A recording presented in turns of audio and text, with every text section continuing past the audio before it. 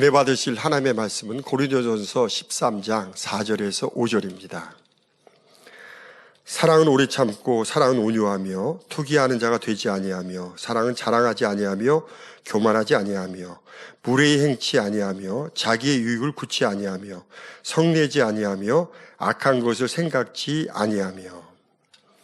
임마누엘 성가대의 찬양과 니시 오케스트라 연주가 있겠습니다.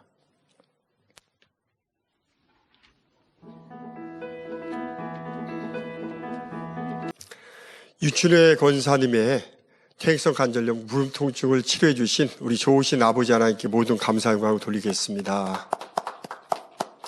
당자님의 설교 사랑장 13번째 귀한 말씀 들으시겠습니다.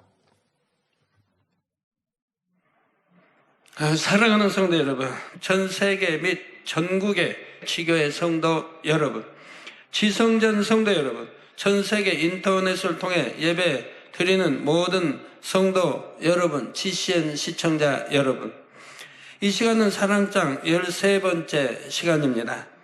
지난 시간까지는 고린도전서 13장 4절 말씀대로 사랑은 오래 참는 것이고, 오늘 말씀 들으시면서 내가 사랑이 있나 없나 한번 점검해 보세요.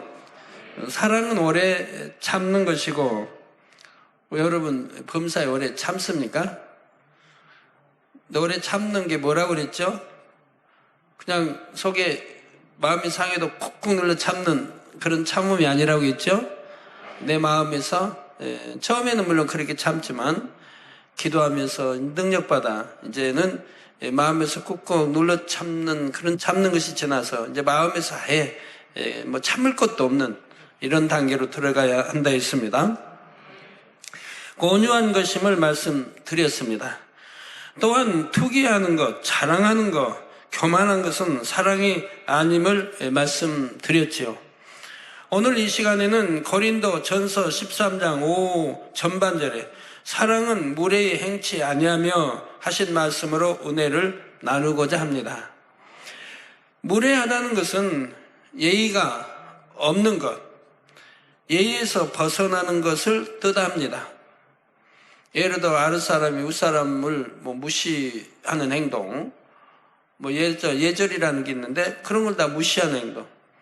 예를 들어 인사를 한다고 하면 인사에도 다 예절법이 있죠. 악수를 해도 남녀가 있을 때 누가 먼저 악수를 청한다는 것도 예절이고, 또 이제 윗사람 아랫사람이 있을 때는 누가 먼저 악수를 청해야 한다는 것도 예절이고, 또 인사할 때는 눈을 보면서 인사해야 한다는 것도 하나 예절이고, 눈동자 다른 데 두고 한다는 것도 아니죠.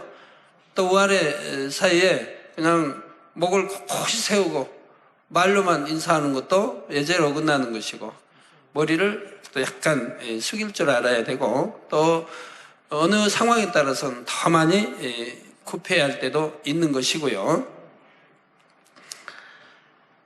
그래서 예의가 없는 것, 예의에서 벗어나는 것을 무례하다 합니다. 의외로 많은 사람들이 상대에게 무례히 행하고도 자신이 무례했음을 깨닫지 못하지요. 특히 가까운 사람에게 더 그런 경향이 있습니다. 허물없이 편하게 대한다는 것이 자칫 예의 없는, 즉 무례한 행동으로 나오기 때문입니다. 무례한 말과 행동으로 상대에게 불쾌함을 느끼게 하거나 더 나아가 피해를 주기도 합니다. 또한 하나님을 믿는다 하고 하나님을 사랑한다 하는 사람들 가운데도 정작 그 말과 행실을 보면 하나님을 사랑하는 것과는 너무나 거리가 먼 경우도 있지요. 그러나 진정 사랑이 있다면 무례히 행하지 않습니다.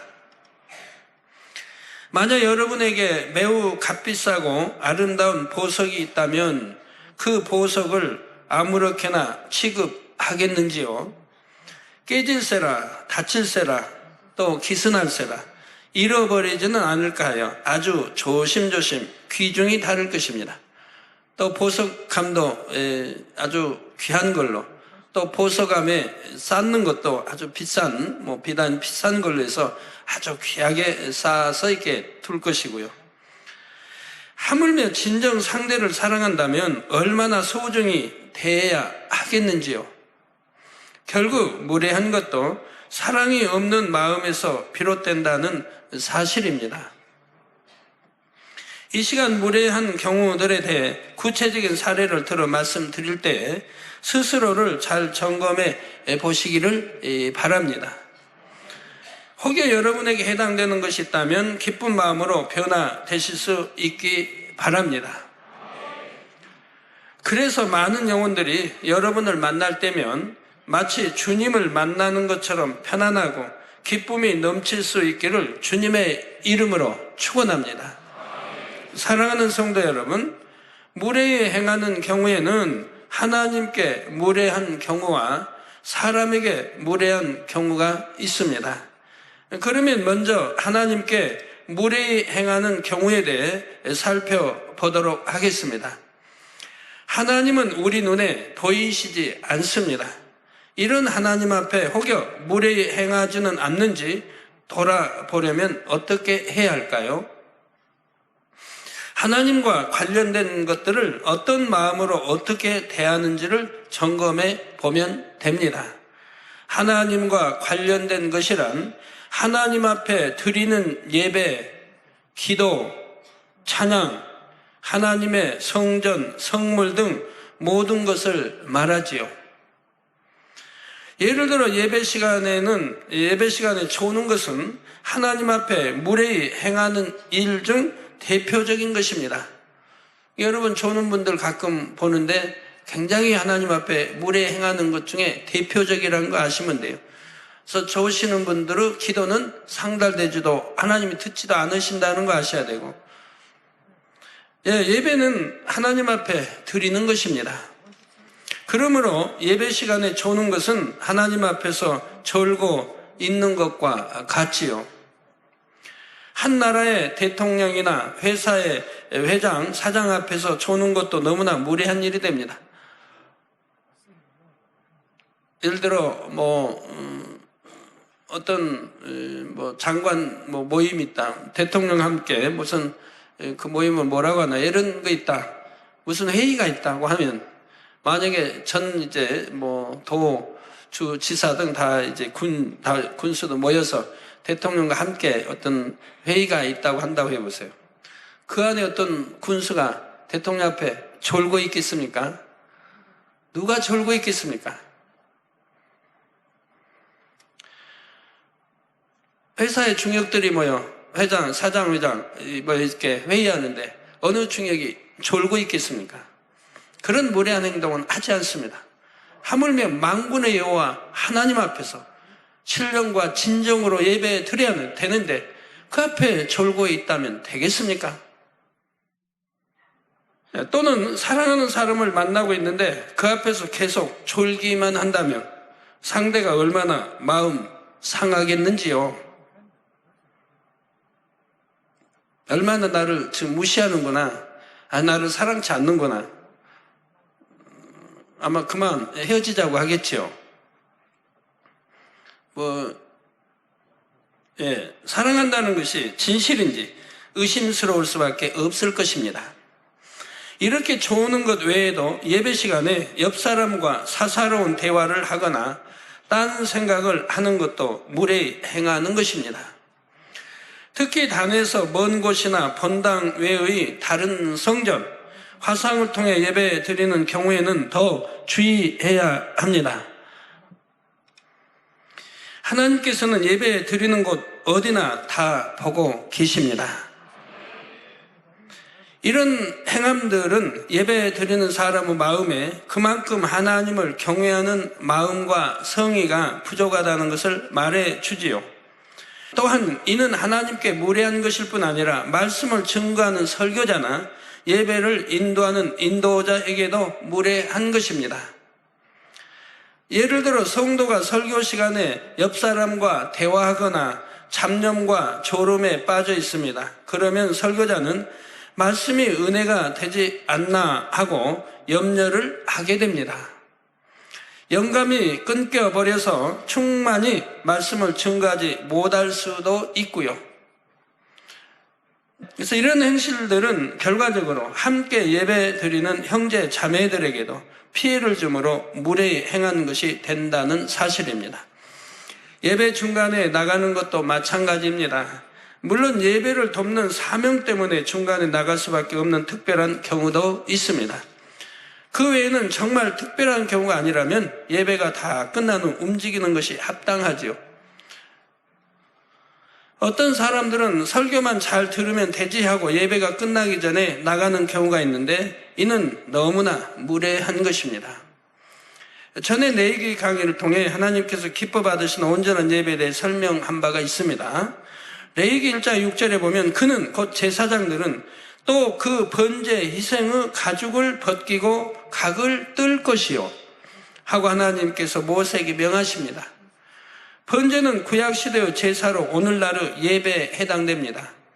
번제를 드릴 때는 하나님께 드릴 제물 곧 짐승을 각을 떠서 각 뜬 부위들을 전부 불살라 드렸지요. 이는 오늘날로 말하면 예배를 일정한 형식과 순서에 따라 처음부터 끝까지 온전히 다 드리는 것을 의미합니다. 이처럼 예배 드리려면 먼저는 지각하지 않아야 합니다. 사람들과의 약속 시간에 늦는 것도 큰 신뢰가 되는데 하물며 하나님 앞에 늦는 것은 얼마나 무례한 일입니까? 저는 초신자 때부터 신앙생활하면서 예배 시간에 하나님께 늦게 이렇게 간 기억은 없습니다.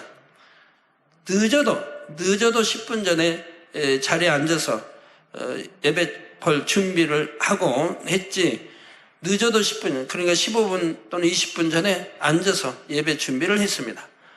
지각해 본 기억은 한 번도 없는 것 같아요. 하나님께서는 우리 예배를 받으시기 위해 항상 먼저 예배의 자리에서 기다리고 계시지요. 그러므로 우리 편에서도 예배 시작 시간에 딱 맞춰서 올 것이 아닙니다. 미리 와서 회개 기도를 드리는 등 예배를 준비하는 것이 하나님께 대한 예의이지요. 그리고 예배는 묵도나 사도신경으로 시작해서 축도나 주기도문으로 마칠 때까지 모든 순서를 마음 다해 드려야 합니다. 찬양이나 기도를 드릴 때 헌금 시간이나 광고 시간에도 집중해서 정성 다해 드려야 하지요. 특히 기도는 하나님과의 대화입니다. 찬양은 단순히 노래가 아니라 하나님 앞에 마음의 향을 실어 드리는 곡조 있는 기도이지요. 그러므로 예배의 한 순서로 드릴 때뿐 아니라 기도회나 찬양 예배, 구역 예배 등을 드릴 때도 항상 동일한 마음으로 정성껏 드려야 합니다. 예를 들어 본재단에는 단일 철야 기도회가 있습니다. 기도에 특별한 이유 없이 지각하거나 기도 중간에 까닭 없이 돌아다니고 졸음과 잡념 속에 중언, 부언 기도한다면 이는 다 무례히 행하는 것이 되지요. 또한 기도하는 사람을 툭 치거나 몸을 흔들어 기도를 중단시키는 것도 무례한 행동이 됩니다.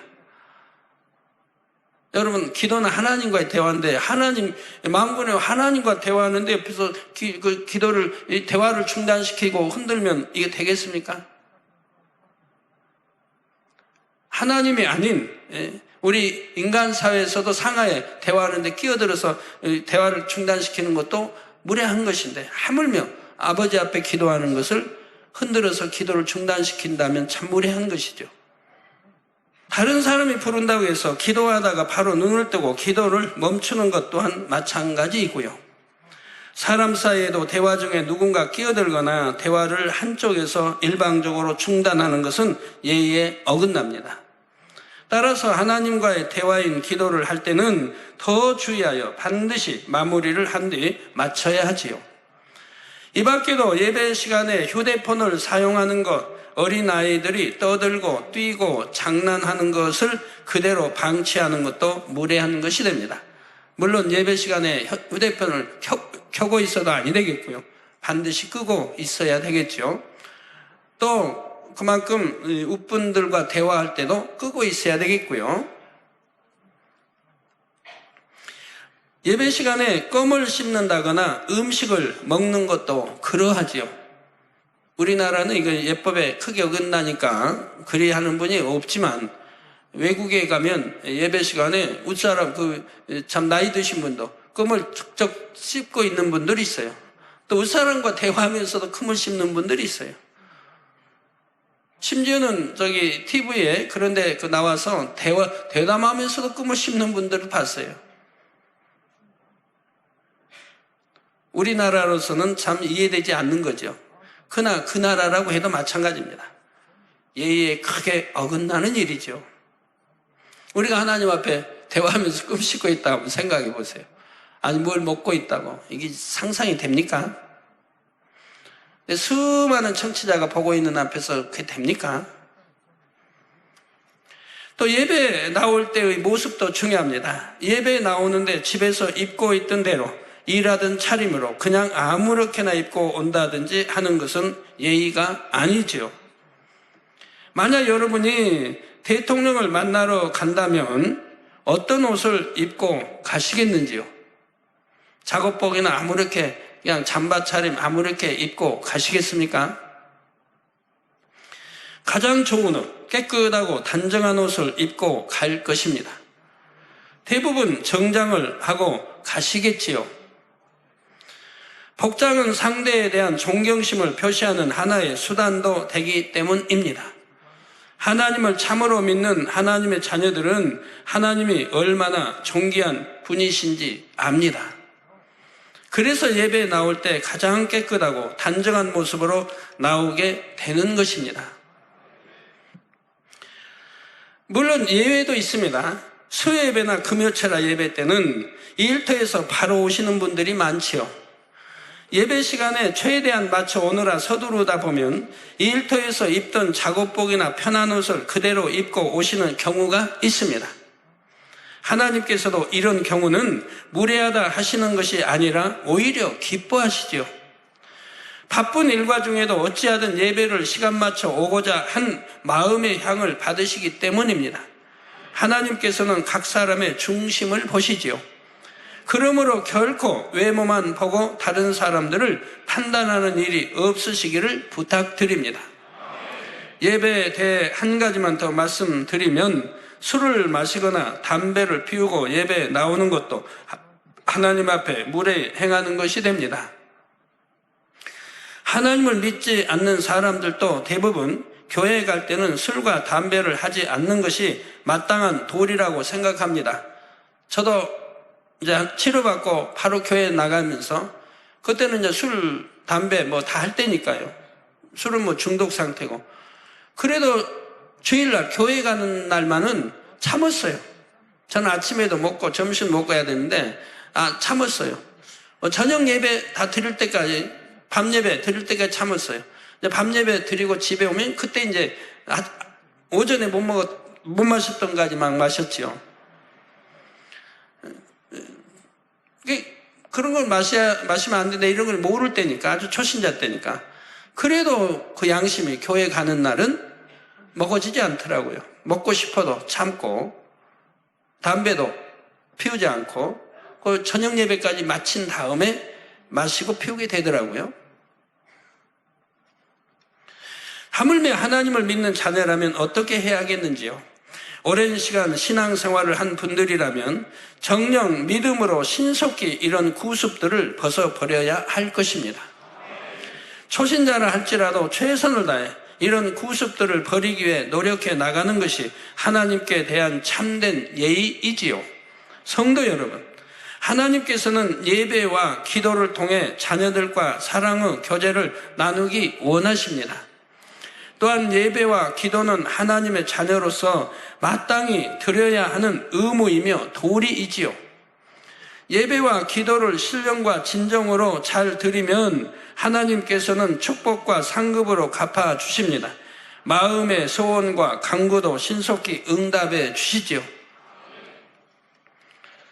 여러분의 마음의 향을 기뻐 받으시기 때문입니다. 어떤 분들이 이제 아파서 이렇게 오면 이제 제가 묻는 이제 경우가 있어요. 그분이 이제 그분이나 이제 가족과 같이 와서 묻는 경우가 있어요. 안식일을 온전히 지키지 못하시죠? 뭐라고 하면 가족이 옆에서 대답을 합니다. 안식일 다 지키는데요. 그러면 끝이에요. 문제 해결을 할 수가 없어요. 제 안에 성령께서는 말씀하셨는데 딱 부정을 하는 거예요.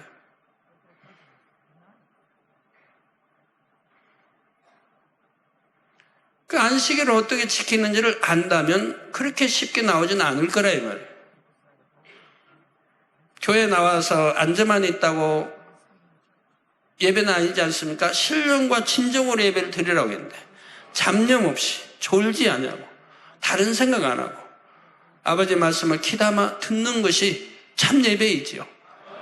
근데 그래 안 하냐고 그냥 왔다 앉아만 가고 딴 생각하고 세상 생각, 돈 벌 생각하고 오늘 뭐 야구 아주 그냥 결승하는데 이거 보고 싶다 생각하고 등산, 뭐 낚시, 골프 이런 거 생각하고 앉았다 간다면 그건 예배 드린 게 아니지 않습니까?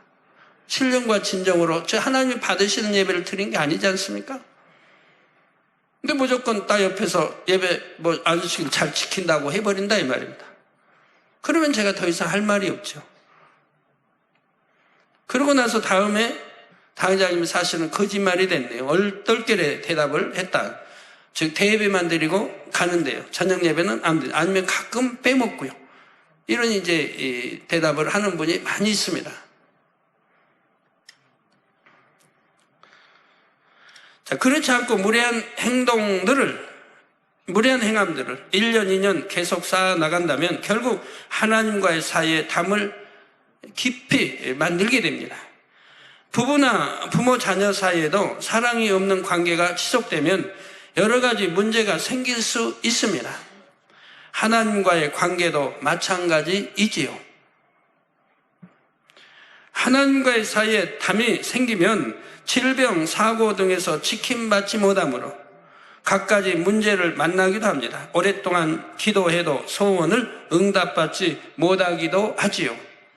그러나 반대로 예배와 기도의 자세를 하나하나 바로 잡아 나가면 많은 문제를 해결받게 된다는 사실입니다. 여러분 모두가 이런 사실을 잘 깨달으시기 바랍니다. 요한복음 4장 24절에 하나님은 영이시니 예배하는 자가 신령과 진정으로 예배할지니라 하신 대로 영이신 하나님께 모든 예배와 기도, 찬양을 신령과 진정으로 드리시기를 주님의 이름으로 축원합니다. 사랑하는 성도 여러분, 하나님은 성전에서 무례히 행하는 것, 예를 들어 성전에서 혈기 내며 큰 소리로 다툰다든지 사업이나 오락 등 세상적인 이야기를 하면 안 되지요. 하나님의 성물을 함부로 다루어 상하게 하거나 부수는 것, 낭비하는 것 등도 마찬가지입니다. 시편 11편 4절 전반절에 여호와께서 그 성전에 계시니 여호와의 보좌는 하늘에 있으며 하신 대로 성전은 존귀하신 하나님께서 거하시는 곳입니다. 구약시대에는 성소에 아무나 들어갈 수 없었고 제사장들만 들어갈 수가 있었습니다. 성소 안쪽 지성소는 대제사장만, 그것도 1년에 한 번만 들어갈 수 있었지요. 거룩하게 구별된 공간이었기 때문에 죄가 있는 사람이 들어가면 죽임을 당합니다.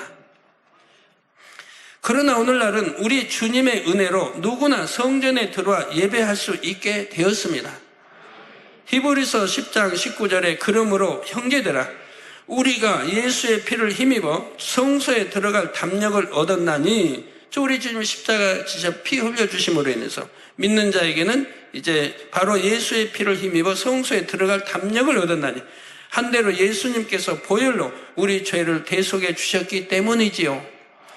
이런 사랑을 베풀어 주신 우리 예수님께서도 성전을 더럽히는 것을 용납하지 않으셨습니다. 성전에서 매매하는 사람들을 보시고는 마태복음 21장 13절에 기록된 바 내 집은 기도하는 집이라 일컬음을 받으리라 하였거늘 너희는 강도의 구려를 만드는도다 하시며 엄히 꾸짖어 내어 쫓으셨습니다.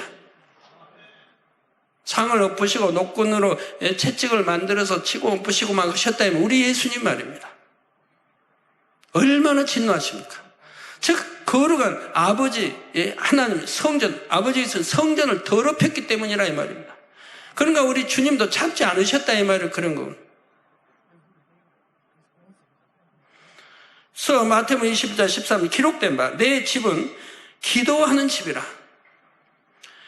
일컬음을 받으리라 하였거늘 너희는 강도의 구례를 만든다. 즉 성전 아니라니까 이 안을 말하는 거 아니에요. 뜰을 말하는 거예요. 왜? 그 당시는 제사장 외에는 성전을 못 들어갔으니까요. 이 지성소는 대제사장만 들어오고 성전은 제사장만 들어오고. 그러면 예배는 어디 이제 드린다 이럴 때는 회당에서 드렸죠. 회당. 그 성전, 하나님의 성전에는 들어올 수가 없었다 이 말입니다. 그러니까 이제 뜰이죠, 뜰. 뜰을 지금 성전이라, 다 뜰도 성전이라 이 말입니다.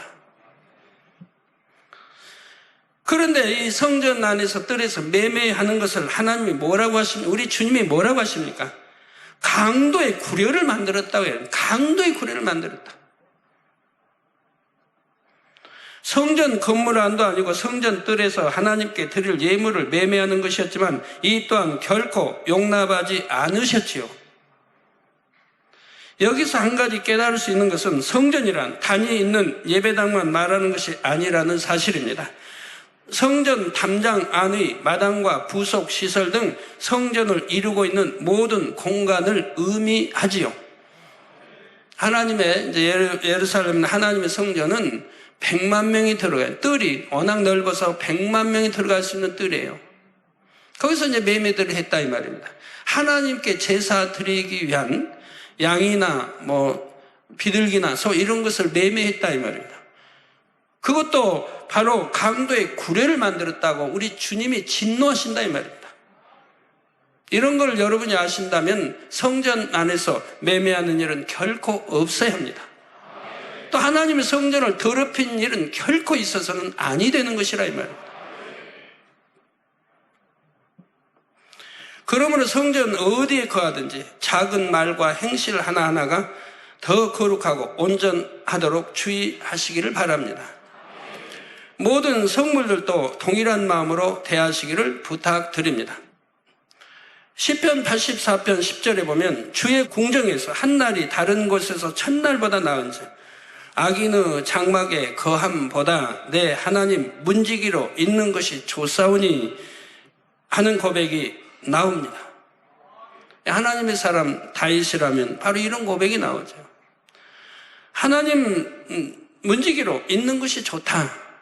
세상에 어떠한 것보다 하나님 문지기로라면 쓰임만 받을 수 있다면 그것도 좋다. 그게 더 좋다 이 말이에요. 하나님께 쓰임 받을 수만 있다면. 이 고백에는 하나님을 너무나 사모한 나머지 문지기로 살더라도 하나님의 성전에 살기를 원하는 진실한 마음이 담겨 있지요. 이처럼 하나님을 향한 사랑이 진할수록 하나님의 성전도 사모하게 되니 성전에서 무례히 행할 일도 없을 것입니다. 그러므로 여러분 모두는 하나님과 관련된 것은 어떤 것이든 늘 하나님께 하듯 예를 다해 소중히 대하실 수 있기를 바랍니다. 그리하여 날이 갈수록 하나님과의 사랑의 관계가 더 돈독해지시기를 주님의 이름으로 축원합니다. 사랑하는 성도 여러분, 다음으로는 사람에게 무례히 행하는 경우에 대해 살펴보겠습니다. 요한일서 4장 20절에 누구든지 하나님을 사랑하노라 하고 그 형제를 미워하면 이는 거짓말하는 자니, 즉 하나님을 사랑한다는 말이 거짓말이에요. 내 형제를 미워하면 보는 바 그 형제를 사랑치 아니하는 자가 보지 못하는 바 하나님을 사랑할 수가 없느니라. 보이는 내 형제도 사랑치 못하면서 보이지 않는 형제를 사랑한다 말이 됩니까? 이런 것처럼 형제 자매에게 무례히 행치 않을 때라야 하나님께서도 하나님 사랑합니다 하는 고백이 진실하다고 믿어주실 수 있지요. 어떻게 눈에 보이는 사람에게조차도 무례한 사람이 눈에 보이지 않는 하나님께는 예를 다할 수 있겠습니까? 하나님을 사랑한다면 결코 형제자매에게 무례히 행해서는 안 되지요. 그렇다면 형제자매에게 무례히 행하는 일들에는 어떤 것들이 있을까요? 보통 상대의 입장을 고려하지 않고 자신의 유익만을 구하다 보니 무례한 행함들이 많이 나오게 됩니다. 상대의 마음에 불쾌함을 주기도 하고 시간 물질적으로 손해를 입히기도 하지요. 예를 들어 전화를 할 때에도 지켜야 할 예의가 있습니다. 자신의 입장만 생각하고 밤늦게 전화한다거나 바쁜 사람에게 전화해서 오랫동안 붙들고 있다면 상대에게 얼마나 피해를 주는 것입니까? 약속 시간에 늦는 것, 남의 집에 불쑥 찾아가는 것도 무례한 일이 됩니다. 친구, 이웃 등 사람 사이에 서로 만나고 교제를 할 때도 이처럼 지켜야 할 예의가 있는 것이지요. 그런데 혹이 워낙 허물없이 지내는 사이인데 그처럼 일일이 따지는 것은 오히려 정감 없지 않나 하고 생각하실 분이 계십니까? 부부간에도 마찬가지고요. 물론 모든 것을 다 이해해 줄 만큼 정말 허물없는 사이도 있을 수 있습니다. 그러나 상대의 마음을 100% 헤아리기는 어렵지요. 그러므로 혹여 이것이 자신만의 생각은 아닌지 늘 상대의 입장에서 생각하기를 힘써야 합니다. 특히 늘 함께 지내거나 가깝고 편한 사이일수록 상대에게 무례히 행하지 않도록 주의해야 됩니다. 아무리 친한 친구 사이도, 부부 사이도 마찬가지입니다. 부부 사이니까 다 이해할 사이니까 또 아기까지 낳고 설마 이혼하자고 안 할 테고 또 남편이 나를 얼마나 사랑해 주는데 아내가 나를 얼마나 사랑해, 이런 이제 사이, 허물없는 사이라고 해서 허물없는 그런 무례함들이 자주 나오다 보면 처음에는 이해되지만 자꾸 그러다 보면 그것도 흠집으로 남게 되는 거예요. 싫어질 수 있는, 아니면 보이지 않는 앙금이 금이 갈 수도 있는 것이고요. 그러질 말아야 합니다. 처음부터 그러지 말고 예의 있게 아내는 남편은 아내를 대해준다면 그 가정은 항상 행복할 거예요. 만약 공적인 자리에서만 예의를 갖춘다면 이는 거칠에 불과한 것이지요. 그런데 가까운 사이일수록 더 아껴주고 배려해 주는 것이 아니라 말을 가리지 않거나 함부로 대함으로 상처를 주는 일들이 얼마나 많습니까? 가족 또는 절친한 친구에게 이처럼 무례히 행함으로 오히려 남보다 못한 관계가 되기도 합니다. 우린 친한 사이니까 그래야지만 그 친한 사이가 얼마나 오래 가나요? 또 나이가 어리거나 지위가 낮은 사람, 아랫사람이라 해서 무례히 대하는 경우들이 있습니다. 반말을 하기도 하고 무시하고 명령하는 태도로 대해서 불쾌함을 느끼게 하기도 합니다. 어떤 경우는 기관장도 기관원들에게 막 명령한다고 그래요. 커피 좀 끓여와, 음료수 좀 가져와, 막 명령한다고 그러 보입니다.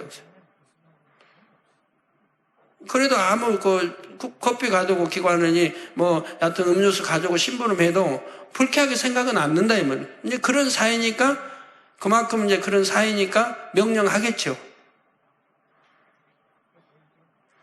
그러지만 명령하지 않고 참 예의에 맞게 기관원도 대우했더라면 그 사람은 영으로 들어갈 수는 그릇인데 그러지 않고 그렇게 할 때는 영으로 들어갈 수가 없다 이 말입니다. 내 무례함이 아무리 친한 친구 사이, 부부 사이 아니면 기관원이라 해서 그렇게 했다면 그 사람은 그냥 육에 있는 거지 영으로 들어갈 수가 없다. 내가 영으로 들어가려면 이런 거 하나까지도 다 버릴 건 버리고 뜯어 고칠 건 고쳐 나가야 한다 이 말입니다. 그래야 내가 마음에 정말 선과 영으로 읽을 수 있고 영으로 들어갈 수가 있는 것이라 이 말이에요. 이런 거 하나는 뜯어 고치지 않으면 아니 되는 거라 이 말이에요. 특히 교회 주의종이나 일꾼들은 양떼를 관리하는 입장이라고 해서 반말을 하거나 명령하고 지시하는 말투를 쓰는 일이 있어서는 안 되겠죠. 레위기 19장 32절에 보면 너는 셋머리 앞에 일어서고 노인의 얼굴을 공경하며 내 하나님을 경외하라 했습니다. 그런데 오늘날 부모나 스승, 연로하신 분 등 마땅히 섬겨야 할 분들이라도 중심에서 섬기는 모습을 찾아보기가 쉽지 않습니다. 혹자는 세대가 변한 것을 어쩔 수 없다 말하지만 하나님의 뜻은 사람 사이에도 그 도리를 다 아는 것이요. 또한 하나님의 자녀라면 세상의 법과 질서도 잘 지켜서 무례히 행하는 일이 없어야 합니다. 아무리 세월이 흘러도 진리는 변함이 없는 거예요. 예의, 범절이든 지켜야 할 도이든 다 변하는 게 아니라 이 말입니다. 예를 들어 공공장소에서 소란을 피우거나 침을 뱉거나 교통법규를 어긴다면 이는 많은 사람들에게 무례히 행하게 되는 것이죠. 자, 우리는 이 세상에서 하나님의 자녀로 살아가고 있습니다. 여러분 모두가 마태복음 5장 16절에 이같이 너희 빛을 사람 앞에 비치게 하여 저희로 너희 착한 행실을 보고 하늘에 계신 너희 아버지께 영광을 돌리게 하라. 저 여러분의 착한 행실, 선하고 다 착한 행실을 그건 곧 하나님께 영광 돌리는 거라 이 말입니다. 아, 저 사람은 교회 다니니까, 저 사람은 하나님을 믿으니까 저렇게 참 행동이 착하고 참 거룩하게 한다. 착하다. 그럼 곧 그게 하나님께 영광 돌리는 거 아닙니까? 모두에게 감동을 주는 삶을 사시기를 주님의 이름으로 축원합니다. 결론을 말씀드립니다. 사랑하는 성도 여러분, 대부분 사람들은 매일매일 사람들을 만나 대화하고 같이 식사를 하고 함께 일을 하는 등 많은 시간을 함께 합니다. 그만큼 인사 예절, 대화 예절, 식사 예절 등 범사에 지켜야 할 예절도 많지요. 그런데 사람마다 배움과 지식이 다르고 나라와 민족마다 문화도 다릅니다. 그렇다면 무엇을 기준 삼아 예의를 다해야 할까요? 바로 여러분의 마음 안에 있는 사랑의 법입니다. 여기서 사랑의 법이란 바로 사랑 자체이신 하나님의 법을 말하는 것입니다. 저 여러분은 마음 안에 하나님의 말씀을 양식 삼고 말씀대로 행해 나가는 만큼 우리 주님의 교양을 갖춤으로 무례히 행치 않게 되지요. 사랑의 법에 담긴 또 한 가지 의미는 바로 배려입니다. 무례함이란 결국 상대를 배려하지 않는 마음, 곧 사랑이 없는 마음에서 비롯됩니다. 따라서 상대를 진정 사랑하면 상대를 늘 배려함으로 무례히 행하지 않게 되지요. 여러분의 마음에 온전한 사랑을 이루시면 이 사랑의 법을 온전히 따르게 됩니다. 그러므로 신속히 이 온전한 사랑을 마음에 이루셔서 천국에서와 같이 어떤 영혼이든지 주님을 대하듯 예를 다해 섬기시기 바랍니다. 그래서 장차 천국에서 하나님과 천사들 모든 사람들에게 최고로 존귀 여김받게 되시기를 주님의 이름으로 축원합니다. 들으신 말씀을 생각하시면서 기도하겠습니다. 사랑과 은혜가 풍성하신 아버지 하나님, 오늘 사랑장 13번째 귀한 말씀, 특별히 무례하지 않는다는 말씀을 통해 많은 은혜를 주시니 감사합니다. 아버지여, 무례라는 것은 자기 이익을 쫓아 정녕 아버지여 함부로 행할 때 무례가 생기는 것이고, 또한 아버지 하나님께 무례한 모습과 또 사람에게 무례한 모습에 대한 오늘 말씀을 통해 들었습니다. 아버지 예배 때나 기도 때나 정녕 아버지 앞에 신령으로 예배하며 우리 모든 삶이 아버지 앞에 연락될 수 있도록 거룩하게 행하는 그런 온전한 예의를 지키는 이런 영적인 사랑의 마음을 온전히 이루게 도와주시고, 또 사람과의 관계 속에서 상대 입장을 배려하며 그 입장에서 생각하고 행동함으로 인해서 모든 것에 있어서 온전한 이런 사랑의 모습이 될 수 있도록 축복해 주옵소서. 감사하며 우리 주 예수 그리스도 이름으로 간절히 기도하옵나이다. 아멘. 당자님의 환자 기도를 받으시겠습니다. 아픈 곳이나 연약한 곳에 손을 얹고 기도 받으시고, 아프지 않으신 분들은 가슴에 손을 얹고 마음의 소원을 위해 믿음으로 기도 받으시기 바랍니다. 할렐루야. 전능하신 사랑의 아버지 하나님, 이 시간 기도 받는 모든 성도님들 위해 안수하여 주옵소서. GCN과 인터넷과 화상을 통해 기도 받는 지교회와 지성전 그리고 전 세계 하나님의 자녀들 위에도 시공간을 초월하여 역사하여 주시기를 원합니다. 믿어지는 믿음을 주시고 부정적인 생각과 의심의 세력을 물리쳐 주옵시며 모든 시험 환난도 물리쳐 주옵소서. 머리부터 발끝까지 오장육부 뼈 마디마디 온몸의 신경 조직 세포 등 아픈 곳마다 성령의 불로 태우시고 근본의 빛으로 역사하여 주옵소서. 예수 그리스도의 이름으로 명하노니 원수마귀 사단 모든 질병 균 연약함아 물러가라. 빛이 임하라. 모든 불치 난치병도 성령의 불로 태워 깨끗하게 역사하여 주옵소서. 말라리아를 비롯한 모든 풍토병도 물리쳐 주옵소서. 감기, 기침, 열, 몸살, 독감 등 각종 유행성 질병도 다 물러가라. 어떠한 유행성 질병 균도 틈타지 않게 지켜 주옵소서. 위암, 폐암, 간암, 유방암, 자궁암, 대장암, 피부암 등 각종 암과 에이즈, 백혈병, 뇌졸중, 고혈압, 저혈압, 심장병, 폐병, 위장병, 당뇨, 부인병, 피부병, 갑상선 질환과 모든 염증도 깨끗게 하여 주옵소서. 소아마비, 중풍, 관절염, 디스크도 온전케 하여 주옵소서. 요통, 두통, 신경통을 비롯한 모든 통증은 사라질지어다. 간질, 자폐증, 우울증, 조울증, 노이로제 등 모든 정신질환도 물러가라. 모든 마비된 것도 풀어지고 일어나 걷고 뛸지어다. 눈도 잘 보이게 하옵시고 귀도 잘 들리게 하여 주옵소서. 소경은 눈을 뜨고 기머거리는 들으며 벙어리는 말할지어다. 각종 사고, 후유증도 깨끗게 하시고 부러진 뼈도 붙여 주옵소서. 화상 입은 것도 온전케 하옵소서. 화기야 물러가라. 열도 물러가라. 아버지 흉터도 나지 않게 역사해 주시기를 원합니다. 마약을 비롯하여 각종 약물과 독극물 중독도 깨끗함을 입을지어다. 죽은 신경과 세포가 살아나며 죽은 자도 살아나게 하여 주옵소서.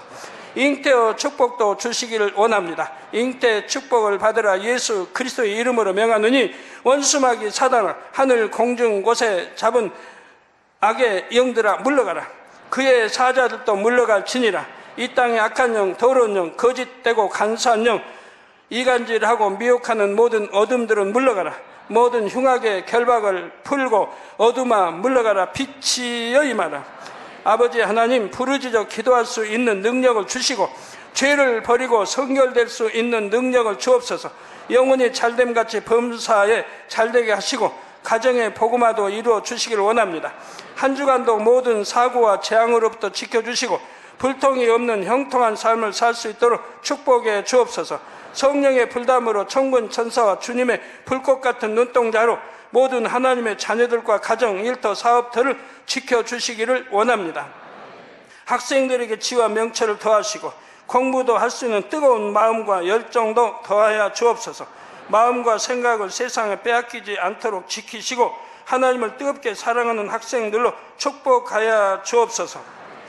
하나님의 자녀들이 먹으나 마시나 입으나 무엇을 하든지 하나님 앞에 영광 돌리는 삶이 되게 축복하여 주시기를 원합니다. 나는 하나님을 만났노라, 체험했노라, 응답 받았노라, 축복 받았노라, 간증하는 입술이 되게 역사하여 주옵소서. 아버지 하나님 감사합니다.